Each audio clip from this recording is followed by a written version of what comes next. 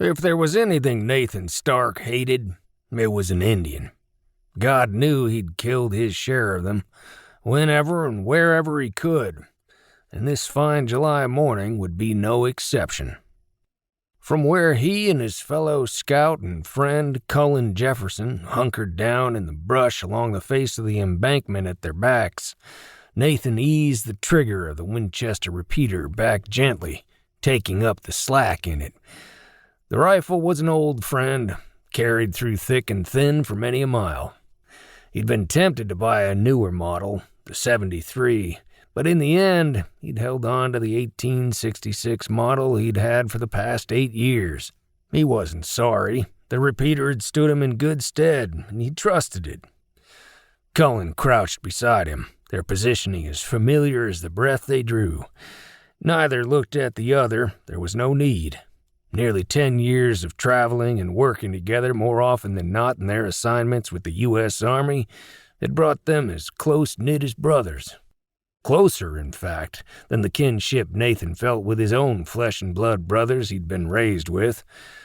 Though Cullen had a good 15 years on Nathan, they'd seen one another out of plenty of scrapes so far, the present one being nothing out of the ordinary. "Hear something?" Cullen whispered, his own finger ready on the trigger of his .52 caliber Spencer carbine. He was bigger, shaggier, grayer than the lean, dark-haired, wolfish Nathan Stark. "Not yet, but they're out there."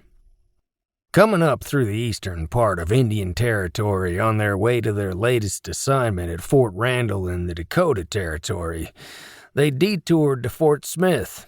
It was the nearest town of any size, and they'd needed to pick up much-needed supplies to see them through the rest of their journey north. Nathan had been sent from their last post at Fort Sill. Cullen was to cool his heels with nothing to do. The Apaches and Comanches in that area had been installed on reservation lands, the hostilities having calmed considerably in the 18 months since the 2 scouts had been assigned to the Fort Sill command post. The flare-ups that occurred were nothing that couldn't be handled without them, so Cullen had saddled up and ridden north with Nathan when his friend received orders to leave Fort Sill and head to Fort Randall.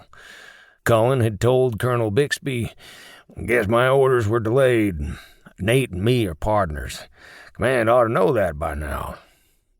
Nathan squinted, waiting for the creek, at least he thought that was what they were, to make their appearance again. They'd be along shortly. He and Cullen hadn't had much of a lead on them.